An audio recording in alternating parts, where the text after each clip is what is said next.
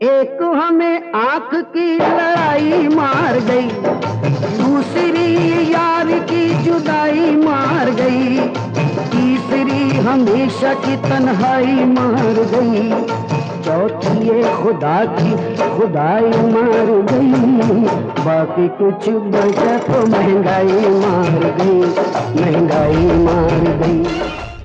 Scene तो आपने सियासत के पर्दे पर देख ही लिया होगा। सुख की सरकार में जनता के सुख को नजर लगती नजर आ रही है। बीजेपी कांग्रेस को आंखें दिखा रही है, यानी उस दौर में नेताओं के बीच आंखों की लड़ाई चली हुई है, जिस दौर में आम आदमी की आंखें नम है। आम आदमी के लिए सरकार ही उसका यार और प्यार होती है। ये भी नेताओं को जनता से जुदाई नजर आ रही है। सरकार भले ही कांग्रेस की हो या फिर भाजपा की, तन्हाई जनता के हिस्से में ही आती है। रही चौथी बात खुदा की खुदाई की, तो आपदा के दौर में जनता को इसकी मार भी पड़ चुकी है। ऐसे में अब जो कुछ बचा हुआ है उसे महंगाई मारने पर उतारू हो गई है। प्रदेश के प्रमुख अखबार पंजाब केसरी ने आज पहले पन्ने में दो खबरें टॉप स्टोरी की तरह छापी है। पहली खबर का हेडिंग है, हिमाचल में 15 रुपए महंगा होगा सीमेंट। दूसरी खबर बता रही है कि डिपुओं में महंगी हुई माह और मलका की दाल।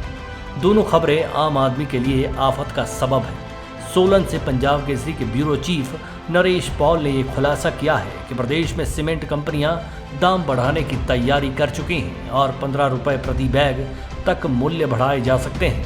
पॉल ने यह खुलासा भी किया कि इस बाबत कंपनियों ने डीलरों को दाम बढ़ाने का संदेशा दे दिया है। जाहिर सी बात है कि अगर ऐसा हुआ तो जनता अभी तक कुदरत को कोस रही थी, उसके निशाने पर सरकार भी आ जाएगी, क्योंकि खुद सरकारी आंकड़े बता रहे हैं कि 2500 से ज़्यादा मकान ढह चुके हैं और 10,000 से ज़्यादा मकानों को नुकसान हो चुका है। कुदरती बाढ़ से हुए नुकसान में जनता का आटा पहले ही गीला हो चुका है और विभिन्न स्टोन क्रशर पर भी सरकार ने रोक लगा दी है। कई जगहों पर तो निर्माण कार्यों पर भी रोक लगाने का फरमान जारी हो चुका है।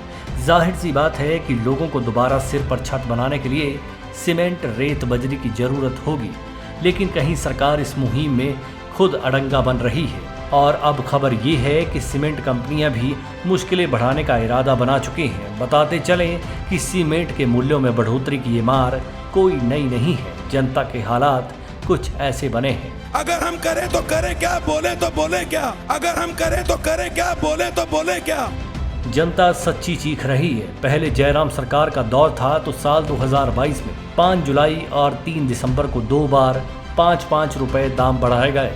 दिसंबर 2022 से जुलाई 2023 तक प्रदेश में सीमेंट के दाम नहीं बढ़े थे, क्योंकि दिसंबर महीने में ही माल भाड़े के विवाद को लेकर अंबुजा और एसीसी दोनों उद्योगों ने तालाबंदी कर दी थी। पर अब ताज़ा खतरे की घंटी को बजाती खबर को हल्के में नहीं लिया जा सकता। हिमाचल में सरकार भले ही जिस मर्जी की हो, लेकिन सरकारें सीमेंट इंडस्ट्री के सामने हमेशा हाथ खड़े करती नजर आती हैं। इन सरकारों के आकार तो आम आदमी ही पूछ कर छोटा कर देता है कि पड़ोसी राज्यों में सीमेंट सस्ता है, सीमेंट बनाने वाले हिमाचल में महंगा क्यों है।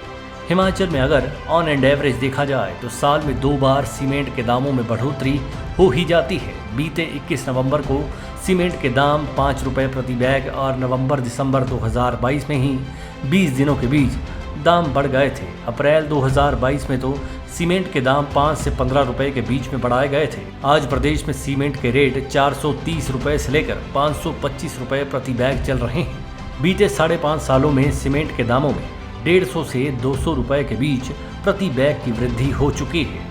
अब दूसरी खबर आम आदमी के पेट से जुड़ी हुई है। शिमला से पंजाब केसरी के रिपोर्टर राजेश लिखते हैं कि सस्ते राशन के डिपुओं में अब महंगी दालें मिलेंगी। माह की दाल 5 रुपए तो मलका की दाल 1 रुपए बढ़ गई है। दाल चना भी आम मार्केट में महंगी हो गई है और अब ये 90 की बजाय 94 रुपए किलो बिक रही है। ये भी जिक्र किया गया है कि इस बार डिपो में दाल चना 16 रुपए महंगी मिलेगी। हिमाचल में पेट के साथ सिर के ऊपर छत का मसला ज़्यादा अहम है। अनाज के मसले को जबरन एक तरफ रख भी दें तो भी सिस्टम से ये सवाल बनता है कि सीमेंट के दामों में बढ़ोतरी अगर हो जाती है तो क्या सरकार जख्मों पर मलहम लगा रही है या फिर इन्हें नासूर बनाने पर लगी हुई है। क्यों आज तक ऐसा सिस्टम तैयार नहीं हो पाया कि सीमेंट कंपनियों की मनमानी पर कोई लगाम लगाई जा सके। हिमाचल के पहाड़ ही खोखले होते हैं और आर्थिक मजबूती बाहर के घरानों को मिलती है। अपनों के घर बर्बाद होते रहे और घरानों के महल मजबूत होते जाएं। ऐसी भी सरकार और सिस्टम की क्या मजबूरियां रहती हैं। अपने घरों को बनाने के लिए जो रेत बजरी देने वाले क्रशर थे वो बंद कर दिए गए। जो बाहर से आकर पूरे पहाड़ों को पीस रहे हैं उनके दामों पर भी कोई कंट्रोल नहीं है।